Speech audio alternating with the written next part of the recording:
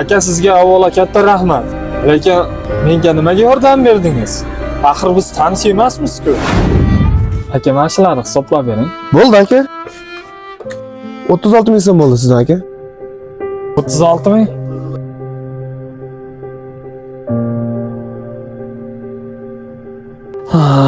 Men ham erkakman-da.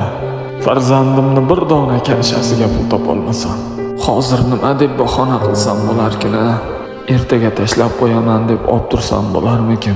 O'zi qarzim yo'q, bir dona do'kon shu bo'lsa kerak. Ye do'stim, mashinadan shoshib chiqib ketibsan, puling qolib ketdi-ku.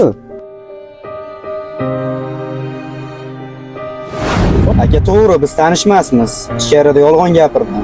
Lekin pulsizlikdan yigit kishini boshi egilgandan meni yolg'on gapirganim yaxshi. Men sizni holatingizni juda yaxshi tushunaman. Bir paytlar o'zimni ham boshimga tushgan. Qachondir siz ham noiloj insonni ko'rsangiz, men qilgan ishni qiling, xursand bo'laman.